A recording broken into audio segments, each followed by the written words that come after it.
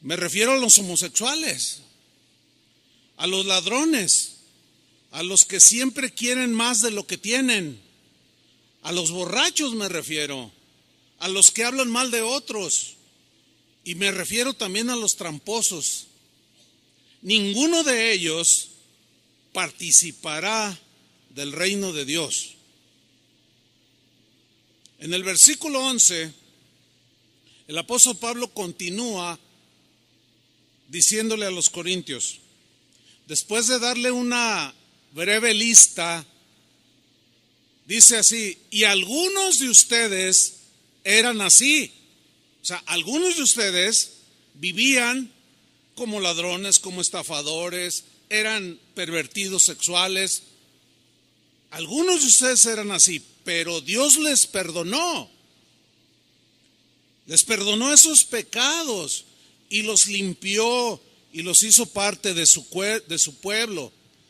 Todo esto fue posible por el poder del Señor Jesucristo y del Espíritu de nuestro Dios. Versículo 12. Algunos de ustedes dicen, una versión dice, sin embargo, algunos de ustedes siguen pensando, siguen diciendo, soy libre de hacer lo que quiera. Así decían algunos cristianos, soy libre de hacer lo que quiera. Y Pablo le responde, claro que sí, pero no todo lo que uno quiere nos conviene. Y por eso, hablando de sí mismo, no permito que nada me domine a mí. Yo tengo control sobre mi cuerpo. Y enseguida les dice la razón del por qué. Versículo 13. También dicen, la comida es para el estómago. Pues sí, lógicamente, ¿no? Pero ellos se referían a comer y comer con la gula, pues. Sin medida alguna. La carne pide, pues hay que darle. La comida es para el estómago, dicen algunos, y el estómago es para la comida. Claro que sí, pero Dios va a destruir las dos cosas, el cuerpo y la comida. O sea, el cuerpo tiene que morir. Entonces, ¿para qué es el cuerpo? Dice Pablo, en cambio, el cuerpo no es para que lo usemos en relaciones sexuales prohibidas. No, dice. Al contrario, debemos usarlo para servir al Señor, pues nuestro cuerpo es de Él. ¿De quién es tu cuerpo? ¿A quién le pertenece todo tu ser? Díganlo fuerte. Muy bien. Los corintios, como estaban sumergidos en esa teoría del dualismo, seguían practicando ese tipo de cosas. Y Pablo dice, no se equivoquen, no se equivoquen. No. Nadie que haga eso va a participar del reino de Dios. En el versículo 15 dice así: ustedes saben que cada uno de ustedes forma parte de la iglesia. Ahora ya sabían ellos, así como nosotros que formamos parte de la iglesia, que es el cuerpo de Cristo. Y dice Pablo, no está bien, no es correcto que una parte de ese cuerpo o algún cristiano, alguna cristiana, no está bien que una parte de ese cuerpo de la iglesia de Cristo se junte con una prostituta. No, dice, no está bien. 16. Pues al tener relaciones sexuales con ella, se hace uno con ella. Así lo dice la Biblia o las Escrituras. Los dos serán una sola persona, una sola carne. El asunto con las relaciones sexuales que están permitidas por Dios es dentro del marco del matrimonio. Fuera del matrimonio, cualquier relación sexual de cualquier tipo está rechazada por Dios. Es inadmisible delante de Dios. ¿Por qué? Fíjense lo que dice en el versículo 17. En cambio, quien se une con el Señor se hace uno solo, un solo cuerpo espiritual con Él. Aquí Jesús está diciendo, Pablo está diciendo que cuando un hombre, en este caso un cristiano, se junta con una prostituta, se hacen una sola carne. El asunto con la relación íntima es que, ¿por qué dijo Dios que se hace uno solo? O sea, hay una unidad no solo física, sino también espiritual. Y hay una transmisión, esto es espiritual, hay una transmisión de espíritu o espíritus que estén imagínate, una prostituta que ha pasado por 1000 hombres. Imagínate, va un hombre, un cristiano, tiene relaciones con una prostituta. Imagínate todo lo que se le transmite de 1000 hombres con la que estuvo esta mujer. Por eso es que la relación matrimonial es sagrada y está en el marco del matrimonio. Porque hay una unidad no solo física, sino también espiritual. Y hay algo que se transmite, así como físicamente se transmite, también espiritualmente. Y los corintios, como decían, que el cuerpo pues había que darle lo que pide, Pablo dice, no pueden ustedes estar haciendo esto. Porque cuando uno se une con el Señor, es uno con Él. ¿Y a poco no hay una transmisión del Espíritu de Dios a nosotros? ¿Verdad que sí? Y la relación con Él es espiritual y también transmitimos, ¿sí? Dice el versículo 18, no tengan relaciones sexuales prohibidas. No, dice Pablo. Ese pecado, lean con atención, ese pecado de relaciones sexuales prohibidas le hace más daño al cuerpo, el cuerpo humano, que cualquier otro pecado. ¿Leyeron bien? Le hace más daño que cualquier otro pecado. El cuerpo de ustedes, dice Pablo, es como un templo. Y en ese templo vive el Espíritu Santo que Dios les ha dado. Ustedes no son sus propios dueños. Cuando Dios los salvó, en realidad los compró. Y el precio que pagó por ustedes fue muy alto. Por eso deben dedicar su cuerpo a honrar y agradar a Dios. ¿Qué les pareció esa lectura bíblica? Clarísima, ¿no es cierto? Pablo les enseña a los corintios que el cuerpo de cada cristiano es el templo del Espíritu Santo, que cuando tú te convertiste a Cristo, cuando naciste de nuevo, dice la Biblia que Jesús dijo que Él y el Padre con el Espíritu vendrían y harían morada en la vida del cristiano. Es decir, Cristo y el Espíritu Santo viven dentro de nosotros. Por consiguiente, nosotros somos un templo, una habitación de Dios.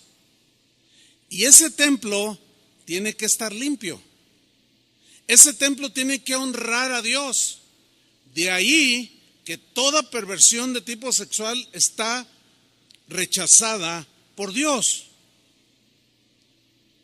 Por eso es que Pablo también les escribió a los romanos en la misma línea acerca del cuerpo, porque los romanos también estaban muy influenciados por la cultura griega y entraban esas filosofías, esos pensamientos, y de ahí les escribió el capítulo 12, versículo 1 que leímos al principio de la carta a los romanos, que dice así, lo voy a leer de nuevo.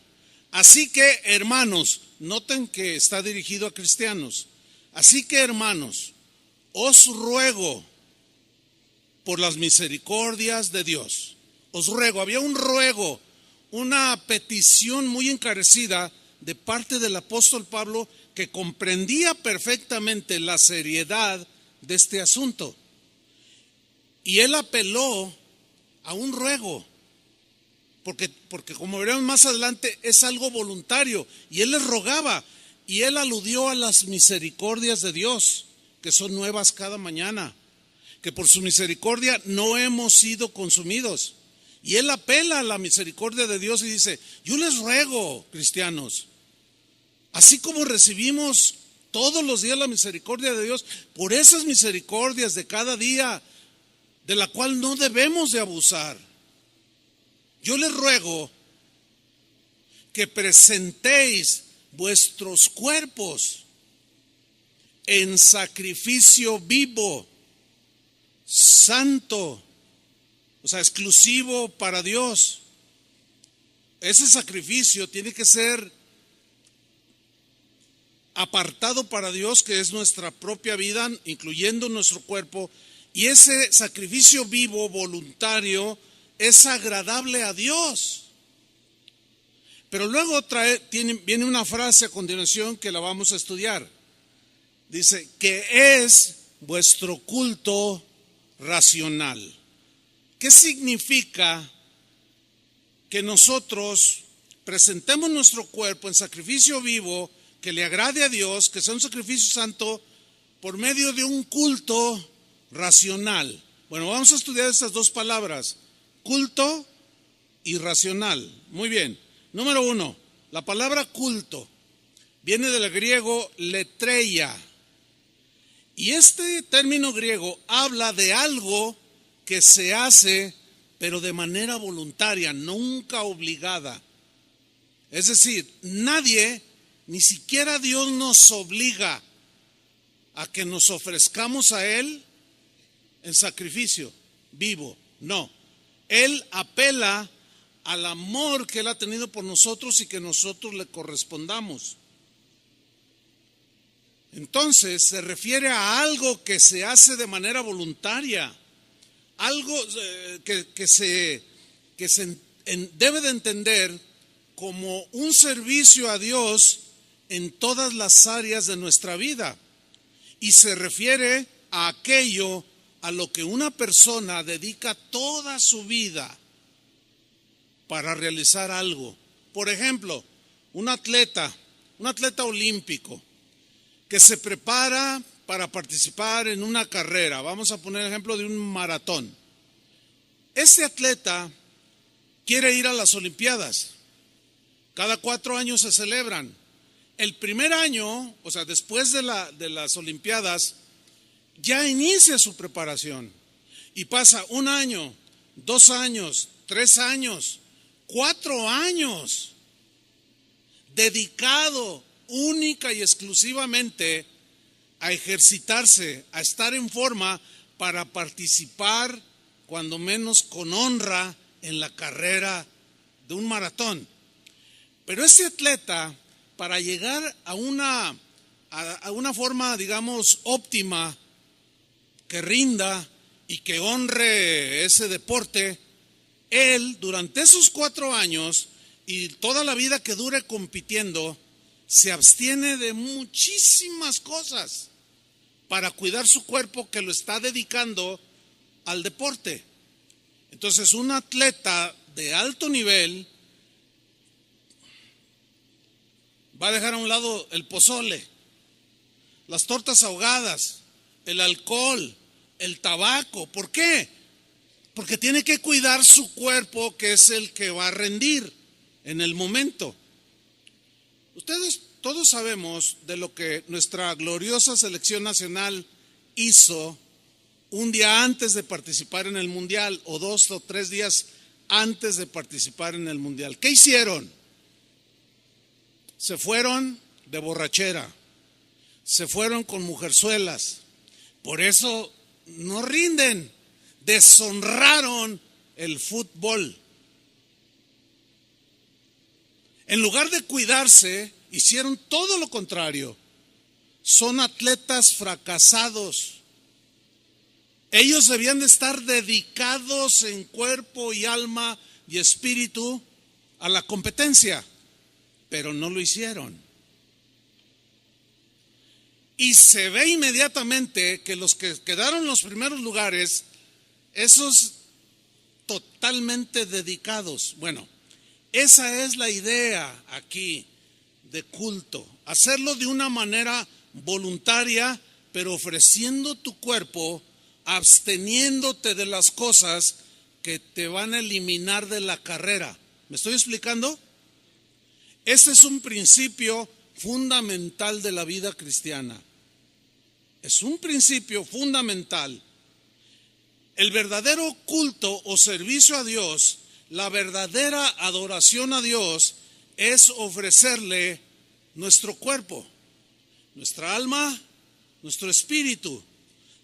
Y esto es todos los días, no solamente un par de horas o 3 horas el día domingo, no, porque el verdadero culto, que es voluntario, el verdadero servicio a Dios, no consiste en ofrecerle rituales.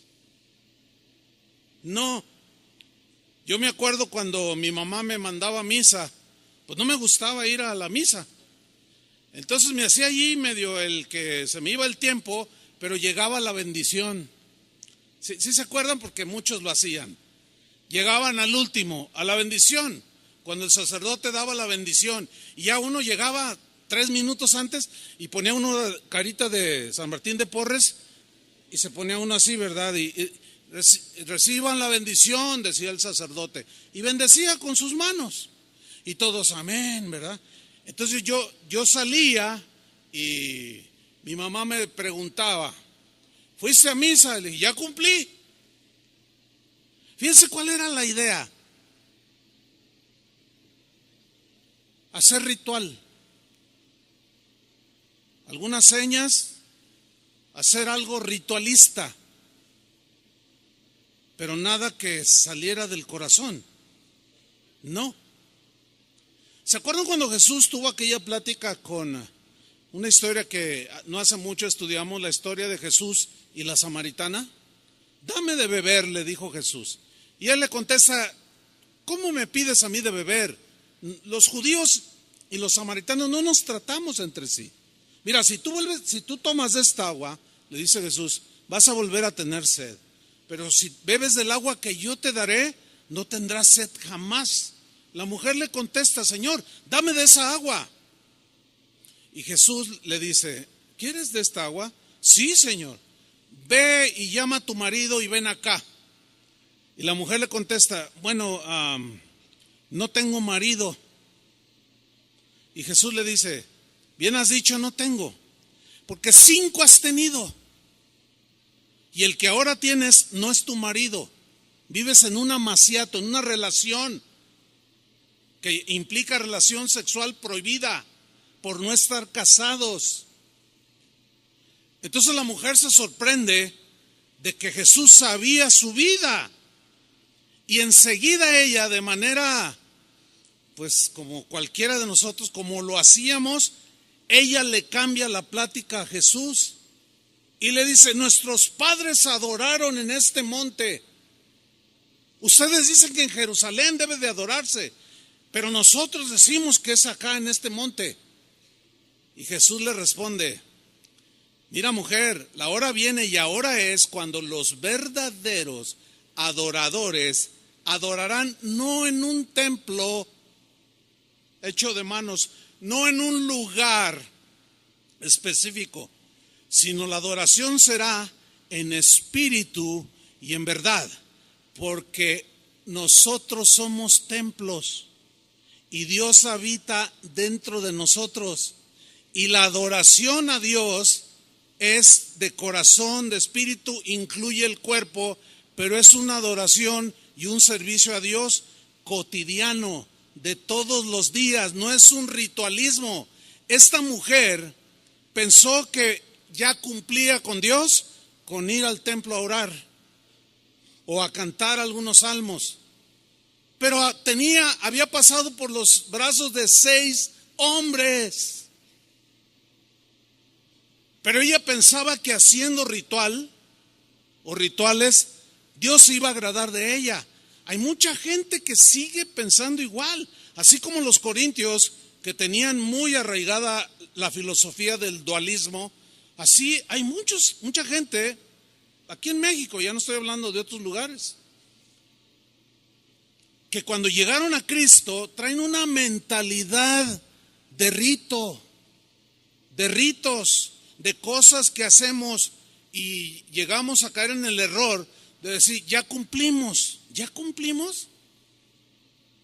Yo me acuerdo que yo cumplía, pero después mi mamá me decía, oye, te llamó por teléfono, te buscó uno de tus amigos. Ah, sí, bueno, ahorita vengo, ya me voy. ¿A dónde voy? Pues voy con ellos. ¿A dónde cree? Pues a tomar. Y yo pensaba, estaba engañado, que con hacer acto de presencia a la bendición ritualista, ya todo iba a estar bien, nada más lejos de la verdad. ¿Ustedes creen que haya cristianos que van a iglesias cristianas como esta, que vienen para cumplir? Sí. Es probable que esté viendo algunos, porque sus vidas no son lo que Dios espera que sean. Pero el concepto bíblico, lo que Jesús quiso decir cuando dijo, la hora viene y ahora es cuando los verdaderos adoradores adoran en espíritu y en verdad, Él se refiere a esa acción voluntaria, pero que involucra todo tu ser, todo tu tiempo, las 24 horas del día, que implica que cuando tú vas al trabajo, Cristo va en ese templo, que eres tú. Cuando vas a la escuela, Cristo va en ese templo. Cuando vas al centro comercial, cuando vayas a donde vayas, tú eres un templo y Cristo está dentro de ti. Y tú ofreces tu pensamiento, tú ofreces tu cuerpo en sacrificio vivo, absteniéndote de las cosas que ensucian la casa de Dios. ¿Están entendiendo? Pablo dijo en 1 Corintios 10:31, si pues coméis o bebéis o hacéis otra cosa, hacedlo todo para la gloria de Dios. A ver, cuando venimos aquí, pues nos portamos bien. El asunto es que el término, la palabra culto, habla de servicio continuo. La pregunta entonces sería, cuando salimos de aquí, ¿qué hacemos? Mañana lunes, pues a trabajar o a la escuela. Pero cuando vamos al trabajo o a la escuela y ya estamos ahí en la escuela o en el trabajo o donde sea, ¿qué hacemos? ¿Cómo pensamos?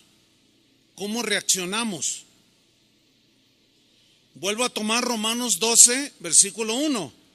Así que, hermanos, os ruego por las misericordias de Dios, que presentéis vuestros cuerpos en sacrificio vivo, voluntario, santo, exclusivo para el Señor. Es un sacrificio que le agrade a Dios de tu cuerpo, de tu vida, que es vuestro ¿qué?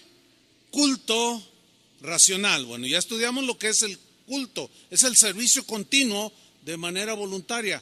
Pero luego viene otra palabra que es racional. A ver, digan todos racional. Bueno, esta palabra racional viene de una palabra griega, logikos. Logikos, de ese vocablo se deriva la palabra lógico. Sígame con mucha atención.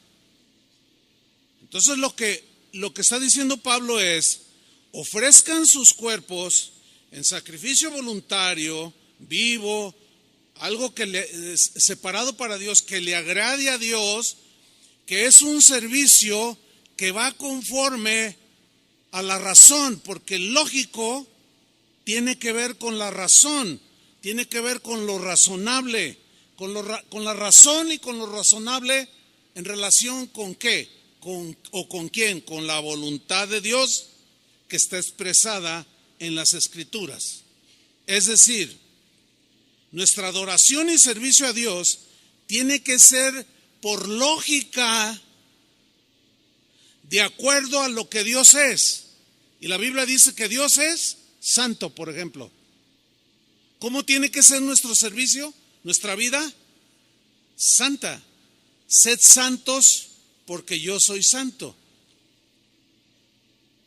Nuestra adoración y servicio a Dios tiene que ser por lógica de acuerdo a lo que Dios demanda de nosotros. Nuestra vida debe de ir en una lógica de acuerdo con lo que decimos ser. ¿Qué somos? Díganlo. Cristianos. Entonces nuestra vida tiene que ir en una lógica con lo que decimos ser. ¿Qué decimos que somos? Cristianos. Nuestra vida tiene que llevar una lógica conforme a lo que decimos creer. ¿En qué creemos? En la palabra de Dios. Tenemos que ser razonables y lógicos en ese sentido. Les voy a hacer una pregunta. Yo sé que me la van a poder contestar y les voy a poner una palomita, porque trataré de ser claro en la pregunta. Es esta. A ver, es lógico que la iglesia cristiana en general permita que entre sus miembros que asisten a sus congregaciones permitan la inmoralidad sexual en cualquiera de sus expresiones, como homosexualismo, lesbianismo, transexualismo, zoofilia, necrofilia, pederastia, matrimonios entre personas del mismo sexo. ¿Es lógico que la iglesia cristiana permita estas conductas en sus miembros? No. No es lógico. No es un culto racional, no es un culto lógico, conforme a lo que decimos ser. Si no eres cristiano, tú andas en tu lógica. ¿Me explico? Tú dices, no, pues qué, si a mí me gusta un hombre, yo me meto con él y qué. Está bien, tú eres lógico, al menos eres congruente, porque haces lo que piensas. Pero en el caso de nosotros, los cristianos, no es lógico aceptar este tipo de prácticas, porque no van de acuerdo a lo que Dios ha dicho, ni van de acuerdo con lo que Dios pide y demanda de nosotros. Ahora, síganme con mucha atención. Escuchen bien. No podemos evitar, de ninguna manera, nosotros los cristianos, no podemos evitar que la gente que no conoce a Dios acepte y promueva este tipo de desviaciones. No podemos evitarlo. Porque si no conocen a Dios, es imposible hacerlos que cambien sus conductas. Resultaría para ellos ilógico que tú llegues y le dices, ¿sabes qué? Pues tener una mujer fuera de tu matrimonio, aparte de tu esposa, es algo que no le agrada a Dios. ¿Cuándo han visto que dicen, ay, de veras, ay, no, pues ya la voy a dejar? Porque eso es ilógico para ellos. Dicen, no, pero a mí me gusta, yo tengo con qué mantenerla. No, pero no le agrada a Dios, y a mí qué me importa, dicen. Yo vivo mi vida y nadie me va a decir lo que yo quiera hacer. Filosofía dualista, porque hacen de su cuerpo lo que quieren. Pero para nosotros es imposible hacerlos que cambien de conducta. Por más pancartas que les pongamos enfrente, rechazando el aborto, seguirán abortando. Por más pancartas o manifestaciones que hagamos diciendo que no estamos de acuerdo con el matrimonio entre un hombre con un hombre, una mujer con una mujer, por más que protestemos, brinquemos, gritemos, la gente seguirá viviendo conforme a su lógica. ¿Sí o no?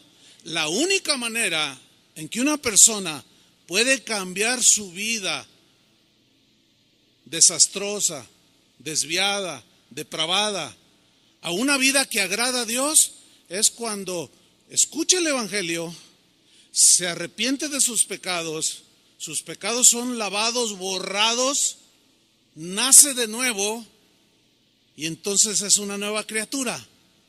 Ahí ya el Señor empieza a santificarlo, a limpiarlo de toda la basura que traía cuando llegó a los pies de Cristo. Esa es la única manera. Por consiguiente, ¿cuál es la solución para que la gente que no conozca a Dios cambie de conducta? ¿Alguien me puede decir? Predicarle el Evangelio. No andando en protestas ni gritando cosas. No, predicándoles el Evangelio.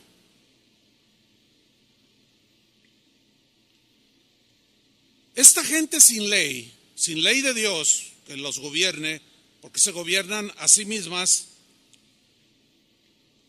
hacen leyes para hacer legítimo este tipo de prácticas que son aberrantes. Pero para Dios seguirán siendo prácticas prohibidas. Para Dios seguirán siendo prácticas ilegítimas. Y alguien podrá decir, sí, pero yo no creo en Dios, yo soy ateo. Bueno, el hecho de que una persona sea atea no significa que Dios no existe.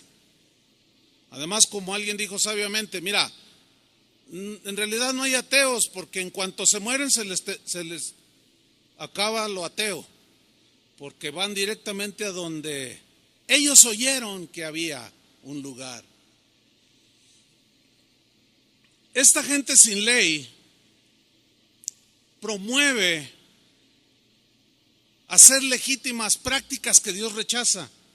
Por consiguiente, sus vidas no glorifican a Dios. Pueden tener rituales, pueden amarrarse una penca de nopales en la espalda e irse de rodillas a no sé dónde.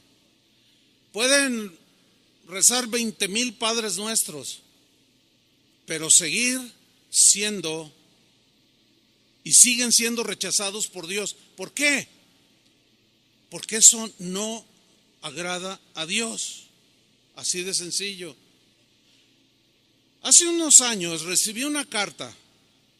Escuche con atención esto. En esa carta estaba firmada por un pastor en Estados Unidos. Y la carta decía, estamos los pastores aquí en esta parte de Estados Unidos y creo que el mundo entero debería estar muy contento de que haya salido a la luz toda esa corrupción de inmoralidad que los sacerdotes en la Iglesia Católica han cometido a través de los años. Tantas violaciones de niños inocentes. ¿Saben de lo que estoy hablando, no? No es para nadie escondido esto. Esto ha sido un escándalo que la Iglesia Católica ha tenido. De que guías de ellos, sacerdotes católicos, hayan abusado de tantos niños inocentes. Eso es algo aberrante delante de Dios, ¿sí o no? ¿Cuánto niño inocente, cuánto niño traumado hoy ya, gente adulta, muy afectada por esos abusos sexuales? Eso se llama pederastia, relaciones sexuales con niños, de mayores con niños. Bueno, en países como Alemania, como Suecia, como Holanda, Canadá, están promoviendo una ley donde se apruebe la pederastia. O sea, los depravados están legitimizando sus prácticas aberrantes por medio de leyes que ellos mismos formulan y escriben. Entonces yo le contesté a este pastor, pues sí, es bueno que salga a la luz para que de alguna manera se pueda detener eso. Y luego yo le escribí cuando le contesté y le dije, oye pastor, pero también dentro de la iglesia cristiana hay muchas cosas que están sucediendo. Hay casos de pastores que han tocado a niños. Por eso fíjense bien a qué iglesia van. ¿Y dónde dejan sus niños? Nosotros tenemos mucho cuidado de los maestros que trabajan con los niños. También en las iglesias cristianas se dan este tipo de cosas. ¿Por qué? Porque se meten los corintios. ¿Entendió, verdad? Con sus filosofías. con sus cosas depravadas. Y se dan un montón de aberraciones. En la carta decía, ojalá y se haga una película de estas aberraciones. Entonces yo le puse, pastor, pues también había que hacer una película de lo que pasa en muchas iglesias cristianas el día de hoy. ¿Cuánto cuesta una película? Cuesta mucho dinero hacerla. Y yo tenía unos ahorros ahí, yo le dije, mira, yo pongo $5,000, le puse ahí en la carta, para hacer una película de lo que pasa dentro de las iglesias. Que muchos ya están congeniando con todas esas prácticas y las legitimizan con la misma palabra de Dios. Eso es lo más aberrante. Todavía es peor que aquello, lo que sucede aquí adentro de las iglesias cristianas. ¿Por qué? Porque nosotros decimos que somos cristianos de la Biblia, que conocemos la Biblia. Por eso Pablo instruyó a los cristianos en Corinto, pero también a los romanos, que es el texto que estamos estudiando. Romanos 12:2. Continúa el apóstol Pablo y dice, no os conforméis a este siglo. ¿Qué significa esa frase? No se conformen a este siglo. Siglo tiene la connotación o la idea de gente del mundo, gente que no conoce a Dios. Ahora, la instrucción es, no se conformen a la gente, a cómo vive la gente de este mundo, la gente que no conoce a Dios. Ahora, aquí la palabra conformarse viene del griego susquematizo. Ahí aparece en la pantalla, para que me siga con atención. Susquematizo es la palabra que se traduce por conformarse. No se conformen. Pero de este susquematizo se deriva una palabra que en castellano ya es más entendible para nosotros, que es la palabra esquema. Bien, ¿qué es un esquema? Un esquema es la representación mental, eso dice el diccionario, o imaginaria de un proceso en el que aparecen relacionadas de forma lógica sus líneas o rasgos esenciales o los conceptos que hacen que vaya en una lógica. Se los voy a explicar. Conformarse, susquematizo, también se traduce por amoldarse, adecuarse, adaptarse, acomodarse. Bien, pregunta, ¿por qué las personas que no conocen a Dios hacen leyes para legitimizar prácticas aberrantes? ¿Por qué hacen leyes para legitimizar sus acciones? ¿Por qué? Bueno, simplemente porque ellos actúan de forma lógica en sus esquemas. ¿Está entendiendo? Conforme a su modo de pensar.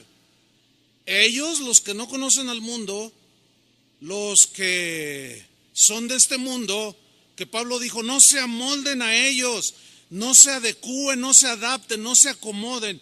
Ellos son congruentes con su modo de pensar y lo plasman en leyes para legitimizar sus prácticas. Ellos son lógicos. O sea, a ver, aquí está un hombre que dice, no, pues ¿qué tiene que se case un hombre con un hombre? Pues es muy de ellos. Pero pues la gente rechaza eso. No, vamos a hacer una ley. Y toda la gente aplaude. Y los periodistas y los de opinión pública y muchos políticos aplauden y dicen, wow, ya estamos llegando como Holanda, ya estamos siendo como Canadá, los Estados Unidos, que están legitimizando todo ese tipo de prácticas. Entonces ellos están obrando conforme a su lógica. ¿Me estoy explicando? Son congruentes con su modo de pensar. Pero la amonestación para nosotros es contraria. a lo que la gente del mundo vive. El esquema para nosotros es diferente. Romanos 12:2. No os conforméis a este siglo. Es decir, no se amolden, no se adecúen, no se adapten, no se acomoden a la forma de pensar de la gente que no conoce a Dios. Sean lógicos conforme a sus esquemas cristianos. Sean lógicos. 3 versiones del versículo Romanos 12:2, se los voy a leer. En la versión Palabra de Dios para Todos dice Romanos 12:2, y no vivan ya como vive todo el mundo. Versión en lenguaje sencillo, no vivan según el modelo de este mundo o el ejemplo de este mundo.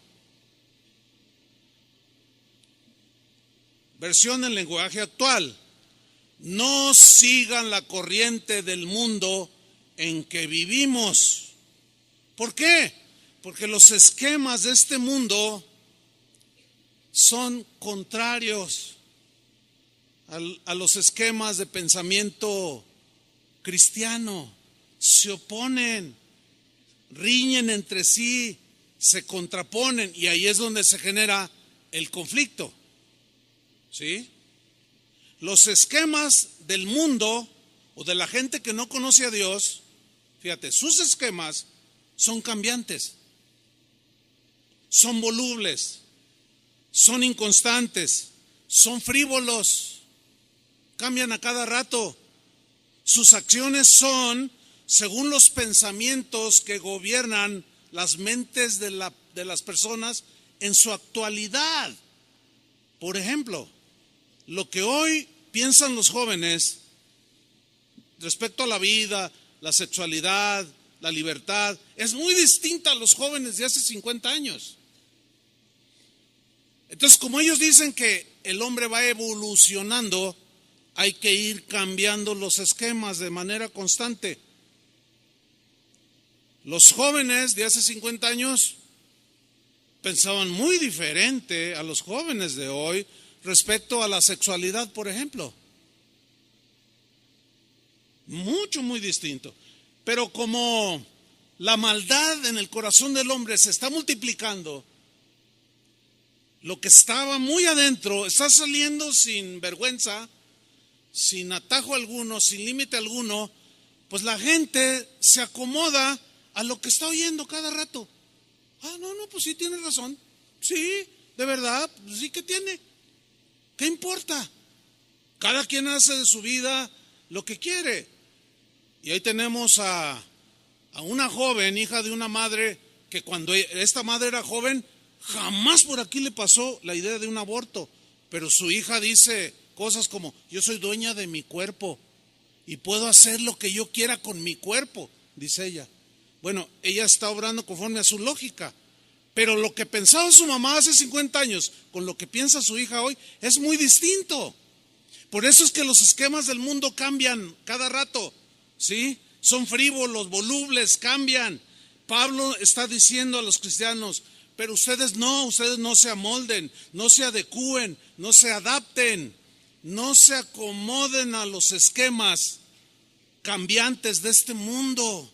No traten de estar siempre a tono con todos los pensamientos y las conductas de la gente que no conoce a Dios y que vive en este mundo. Es como si Pablo dijera, no sean como los camaleones. ¿Sí conocen ese animalito? Que tiene unas habilidades extraordinarias. ¿Cuáles son? Bueno, pues entre otras, de que cambia el color de su piel según el entorno en el que está para estar igual al ambiente que lo rodea. Si está en un árbol que está en ese momento de color verde intenso, él se pone verde. Si está color marrón, así de otoño, pues el camaleón se pone de ese mismo color.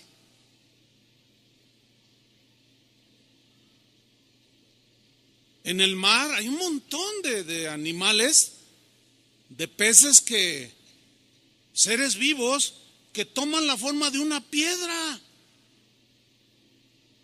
O sea, se hacen al entorno. ¿Me estoy explicando? Claro, ellos lo hacen para evitar los depredadores. Y ven y dicen, no, está una piedra, pero no, es un pez que se transforma de acuerdo a lo que está a su alrededor. Y para nosotros, Pablo nos dice, no sean como los camaleones. O sea, hoy piensan de una manera la gente de este mundo y tú te haces un camaleón y piensas igual que ellos.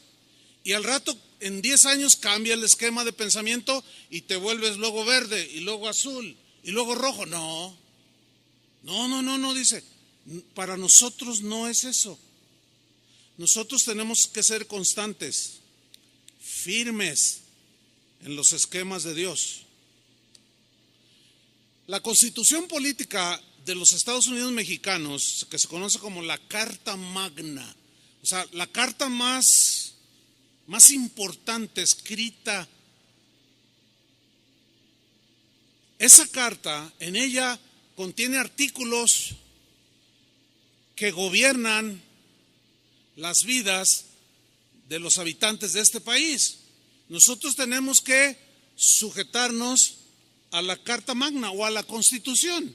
Cuando usted oye hablar a los políticos, conforme a derecho, dicen, conforme a la Constitución, dicen. Bueno, nuestra Constitución, déjeme darle algunos datos breves, fue creada por los llamados constituyentes en 1917. Se escribió nuestra Carta Magna o la Constitución Política de México. Es decir, que a la fecha tiene 101 años de existencia. Hay muchos mexicanos, juristas, penalistas, políticos, que se sienten súper orgullosos de la constitución política que rige este país y presumen de ser una de las más completas, de ser una de las más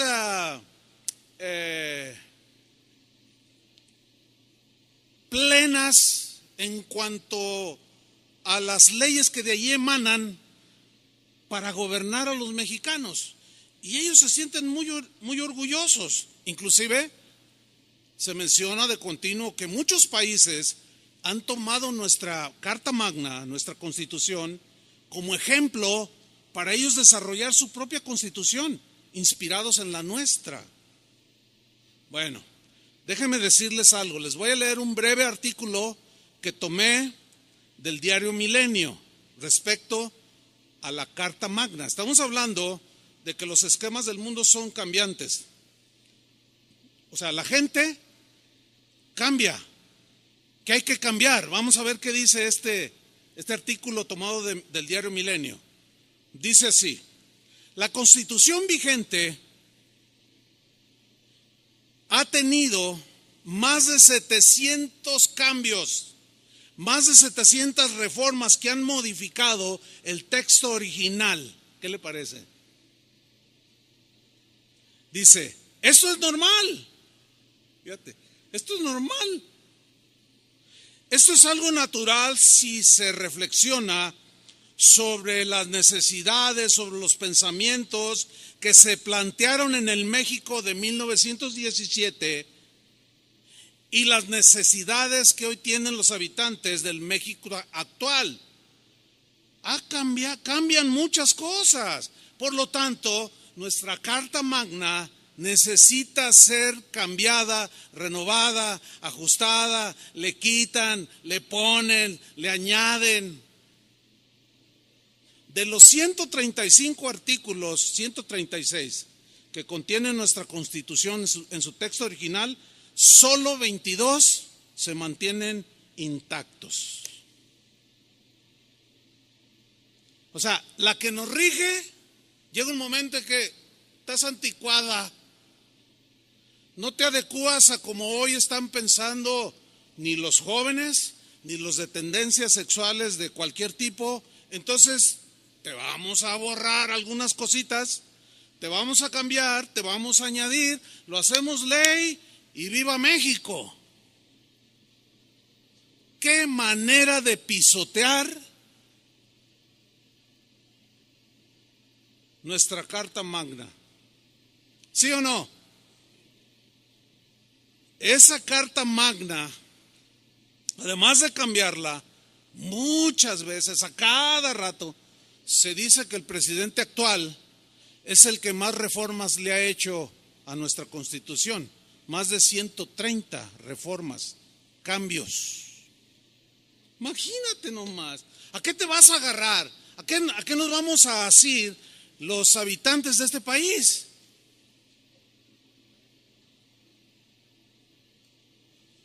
Bueno, es que la gente de este mundo está actuando conforme a su lógica. Por eso cambian las leyes, para hacerlas legítimas. Ellos son congruentes con su modo de pensar y de vivir. Y si es rojo el mundo, ellos se hacen rojos. Si es verde, como el camaleón, se hacen verdes. Si se hace azul, se hacen azul. Se acomodan, pues. Pero en el caso de nosotros, para nosotros los cristianos, ¿cuántos siguen siendo cristianos? Para nosotros la palabra de Dios nunca cambia. La palabra de Dios nunca cambiará su modo de pensar, nunca cambiará su significado. Su esquema es un esquema perfecto, incambiable. La Biblia es nuestra carta magna, que no cambia, que no se adapta a nuestros pensamientos. No, Jesucristo es el mismo de ayer, de hoy y por los siglos. Jesucristo mismo dijo: el cielo y la tierra pasarán, envejecerán, pero mi palabra siempre estará vigente, nunca cambiará. Los que tienen que cambiar son ustedes, nosotros.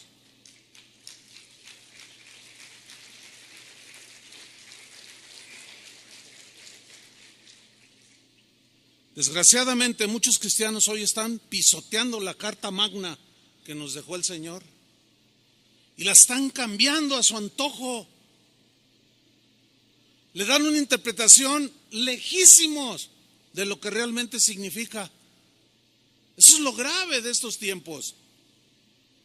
No podemos darnos el lujo nosotros de pisotear la Carta Magna, de pisotear la palabra de Dios y darles nuestro significado o nuestras prácticas, tomar versículos de la Biblia, cambiarles el significado y legitimizar nuestras prácticas que son desagradables delante de Dios. ¿Sabía usted que el día de hoy iglesias que se dicen cristianas como esta están ordenando pastores homosexuales? ¿Sabía? Pues ya lo sabe. ¿Sabía que hay iglesias cristianas como esta que están casando parejas de homosexuales, lesbianas, que están permitiendo prácticas aberrantes de inmoralidad sexual? Que los miembros de esas iglesias hacen lo que quieren y nunca los amonestan, porque dicen ellos: no, es que tenemos la libertad cristiana. Y si alguno se suicida, se va al cielo, no pasa nada. ¿Qué está pasando, hermanos? Pues yo quiero decirles algo con contundencia. Con la gracia de Dios nos vamos a mantener en la palabra de Dios. A algunos no les va a gustar porque ya se hicieron camaleones al mundo. Hace un rato que yo leía las escrituras de 1 Corintios capítulo 6, algunos hicieron sus gestos porque no les gusta. Ay, sí, ¿a poco? Bueno, vive tu lógica. Vive tu culto racional. O sea, conforme a tu lógica. Pero como dijo Josué, yo voy a servir al Señor y todos los que me sigan, mi casa y quien sea. No pretendemos cambiar ni pisotear la palabra de Dios. El día de hoy ya no se sabe distinguir una iglesia de un centro nocturno. Hace poco una señora me escribió Y decía, ay pastor, acabo de llevar una decepción, me cambié de país, busqué una iglesia cristiana, me dijeron, pues por ahí hay una. Y llego y entro y dije, ay, esto es una cantina. Y le dije, pero ¿cómo? Dice, sí, pero luego yo me salí, pero luego decía, Centro Cristiano X, ¿no? Dice, pero tenían mesas adentro, estaban adentro, estaban a media luz. Era una iglesia. Y yo pregunté, ¿es una iglesia? Es una iglesia. Oiga, pero qué gente bien rara. Es que aquí somos incluyentes. Aquí nadie es discriminado. O sea, en otras palabras, aquí aceptamos tal y como eres. Nunca nadie te va a decir un mensaje que te ofenda. Para que te sientas a gusto. O sea que el mundo ya entró dentro de la iglesia. Las prácticas de la gente que no conoce a Dios han entrado a la iglesia, y eso es justamente lo que dice la Biblia, que no nos conformemos, que no nos adecuemos. Y eso es lo que está sucediendo, hermanos. Sigo adelante. Romanos 12:2, no se conformen a este siglo, sino transformaos, dice, por medio de la renovación de vuestro entendimiento. Aquí la palabra que usa para transformaos es la palabra metamorfo. De ahí se deriva la palabra metamorfosis. ¿Se acuerdan cuando íbamos a la primaria que la maestra decía, nos daba aquellas clases de biología y decía, miren, ¿qué es esto, niños? Y todos decíamos, es un gusano. ¿Se acuerdan? Dicen, pues fíjense que no, es una mariposa. ¿Se acuerdan de esas clases? Y nosotros, no, es un gusano, está bien feo. No, entonces ya nos explicaba, mira, es que esto que parece un gusano, en realidad adentro se está formando un insecto que es bellísimo. Ustedes las conocen, niños. Y todos decíamos, ¿y qué es, maestra? Digo, es que yo me acuerdo de esas clases, ¿no? Y decía, es una mariposa hermosa con unas alas. Pero adentro de ese capuchón que parece gusano, está dándose una transformación, y llega el momento en que ese capullo empieza a reventar y empiezan a salir dos alas. Y luego nos ponían fotografías ahí y todos los niños, y de pronto ya salió una fotografía de una mariposa hermosísima de muchos colores. Dice, niños, esto se llama metamorfosis. ¿Ya se acordaron? Bueno, esa es la palabra que se utiliza aquí para decir transformaos, sufran una metamorfosis, que simple y llanamente significa cambiar de una forma que teníamos a otra, así como de gusano a mariposa. El sentido estricto es el de un cambio interno, porque lo que se ve es un gusano, pero adentro está sufriendo una transformación que se convierte en un hermosísimo insecto. La importancia que le da la Biblia a la transformación interna es fundamental. Tú eres lo que eres. Hay un dicho que dice que el hábito, ¿qué? No hace al monje. O sea, no porque te pongas un hábito ya eres monje. Bueno, ese es un dicho que tiene su sabiduría y la voy a aplicar ahorita. No porque vengas aquí ya eres cristiano, ¿verdad? No porque le des una patada a la pelota ya eres futbolista, ¿verdad que no? No porque te metes a una cochera eres un auto. No. Sin embargo, la Biblia le da un énfasis a la transformación interna, a la metamorfosis de adentro hacia afuera, porque lo que somos en realidad es lo que está dentro. Esa es nuestra realidad. Lo que pensamos es lo que realmente somos. Miren, en la tarde yo puedo irme a jugar fútbol y me pongo un atuendo. Me pongo una camiseta de las Chivas o de la América, me pongo unos zapatos de fútbol, unos shorts, y me llevo un balón, si soy portero, unos guantes, y todos dicen, se va a jugar fútbol. Bueno, termino de jugar fútbol y en la noche tengo una boda y me pongo un traje de acuerdo a la ocasión. Bueno, yo sufrí una transformación en unas 3 horas de un atuendo de futbolista a un atuendo formal para una celebración de una boda. Pero yo sigo siendo la misma persona. Entonces lo externo no es lo que está pidiendo el Señor que sea transformado. Hay algunas cosas que debemos de transformar, pero el énfasis es la transformación de dentro. Pablo dice que tenemos que experimentar un cambio, pero interno, de gusano a mariposa. Un cambio de carácter, un cambio de mente, de pensamiento, de manera de pensar, y por consecuencia cambia nuestra manera de actuar. En otras palabras, un cambio lógico de acuerdo a lo que es ser un cristiano.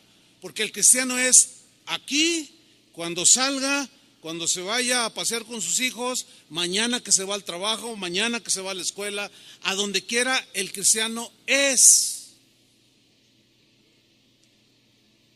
El cambio pues consiste en que si antes vivíamos dominados por la naturaleza humana en su más baja expresión, en su más bajo nivel, el cambio consiste en que ahora que somos cristianos debemos vivir bajo el control, la influencia, el impulso del Espíritu Santo, obedeciendo la carta magna, entiéndase las Escrituras. Porque el cristiano es una persona que ha cambiado en su esencia. Ahora ya debe vivir una vida sin egoísmo, ya no puede vivir una vida libertina, ya no puede vivir una vida inmoral, porque ahora sabe que el esquema de Dios es que tú eres templo de Él, Dios vive en ti y tú vives las 24 horas del día, las 4 semanas del mes, el mes completo, los 12 meses del año, hasta el último día de tu vida. De manera voluntaria, tú vas a amar a Dios. De manera voluntaria vas a dedicar tu vida, tu cuerpo, tu mente, tus pensamientos en santidad, en un sacrificio vivo que le agrada a Dios, que es tu culto racional, lógico. Ahora que tú eres un cristiano, ¿cómo se da todo esto? Respuesta, por la renovación. ¿Cómo viene el cambio y la transformación? Por la renovación de nuestro entendimiento, entiéndase, de nuestra mente. Porque la palabra renovación viene de una palabra griega, anakainosis, que habla de un ajuste que vamos sufriendo, de una transformación en nuestra visión moral, espiritual, que va conforme a las reglas del legislador que escribió la Carta Magna, que sí nos rige a nosotros. Es un ajuste de nuestros pensamientos a los pensamientos de Él. Mira lo que dice Isaías 55, versículo 8. Isaías 55, 8 dice: porque mis pensamientos, ¿qué? No son vuestros pensamientos. Imposible, porque nosotros venimos de la naturaleza caída, venimos llenos de filosofías como el dualismo, como el libertinaje, como el anarquismo. Dice, no, mis pensamientos no son vuestros pensamientos, ni vuestros caminos mis caminos, dijo Jehová. Como son más altos los cielos que la tierra, así son mis caminos más altos que vuestros caminos, y mis pensamientos son más altos que vuestros pensamientos. En síntesis, nosotros vamos de gusanos que se arrastran a un ser que vuela a las alturas con Dios. En síntesis, nosotros somos los que nos vamos a adecuar a los pensamientos de Dios. Nosotros somos los que tenemos que elevarnos al pensamiento de Dios. Porque Dios jamás va a cambiar su esquema como la gente anárquica, voluble, como los que cambian la Constitución de México. No, los pensamientos de Dios son de esta altura y nosotros tenemos que elevarlos. Y para poder subir, tenemos que volar. Tenemos que sufrir una transformación para aletear y volar y alcanzar los pensamientos de Dios. Eso es, mis queridos hermanos, lo que la Biblia enseña como la manera de ser transformados. Porque cuando Cristo entra en la vida de una persona, esta persona se convierte en una nueva creación. Ahora hay un hombre nuevo. ¿Cuántos hombres nuevos hay aquí? Ahora hay mujeres nuevas que son mujeres de Dios. Y esto es cuando comenzamos a tener una mentalidad diferente. Por eso es que ahora como cristianos, cuando escuchamos esas cosas, que la ideología de género, que les van a decir a los niños en la escuela, que ¿tú qué quieres ser, niño o niña? Le preguntan al niño, ¿tú qué quieres ser? Bueno, pues yo soy un niño, pero si quieres puedes ser niña. Ah, pues entonces soy niña. Entonces cuando tú oyes eso, se te paran los cabellos así. Y dices, ¿qué es eso? ¿Por qué? Porque tu mente ya se elevó al pensamiento de Dios, que nunca va a cambiar, y para Dios seguirá siendo una aberración, perversión, desviación. Y jamás debemos acomodarnos a la mente del mundo. El problema con esto es que nos va a generar agresiones. Escuchen bien lo que voy a decir. Nosotros nunca debemos agredir este tipo de personas. Hay muchas agresiones de unos y de otros, pero nosotros no debemos hacer eso. Así no es la guerra. Ellos, como simples seres humanos, merecen respeto, ¿sí o no? Nada más porque son seres humanos. Que no estamos de acuerdo con sus conductas, eso es distinto. Ahora, ellos tratan de que nosotros aceptemos su mente terrenal. No nos pueden obligar a nosotros, ¿verdad que no? No deben ni siquiera intentarlo, porque sería faltarnos al respeto. Pues de la misma manera, nosotros no podemos salir con pancartas, ni agarrar un micrófono, una entrevista en la televisión y decir un montón de cosas atacándolos a ellos. Y luego en la calle, mira, ahí van dos, y aventarles globos con agua, o aventarles algo, un jitomate. No. Déjalos que vivan en su lógica, pero tú vive en tu culto racional. Habla del evangelio, o sé tú una Biblia viviente. Sé tú alguien que con su propia manera de vivir estás diciendo a los demás que sus conductas son desaprobadas por Dios, pero te va a generar ataques. Y ahí es donde, hermanos, no se dejen vencer. Ahí es donde tienen que ser valientes, porque se dan casos de que estás en tu trabajo y alguien comienza a contar un chiste, pero de esos rojos, delante de señoras, jovencitas, delante, no les importa ya a la gente ahora. Como yo anteriormente les mencioné, antes cuando había una entrevista, algo en la televisión, alguien decía una grosería, una palabra altisonante, le ponían un pip, y ahora ya lo quitaron, hasta en los comerciales ya. Entonces la gente ya se le hace normal, y al rato ya se le hace normal, y de pronto empiezas a hablar como ellos. Y cuentan el chiste rojo, y tú para no sufrir la agresión, o para no sufrir la vergüenza de decir que eres cristiano, te ríes a carcajadas. Tú, échate otro. Cuando alguien hace eso, cuando alguien dice cristiano, hace eso, y después a las 2 horas Ve llorando al que contó el chiste porque le mandaron un telefonazo de que su hijo lo atropellaron y tú te acercas, oye, mira, déjame decirte, es que, fíjate, yo soy cristiano. Y te va, ¿qué? Yo también. No, pero yo soy cristiano. Nunca vio la diferencia. No hay autoridad, se nos cae la autoridad. Cuando nos amoldamos a ellos y luego les queremos compartir de Cristo, no nos van a hacer caso, nos tiran a locos.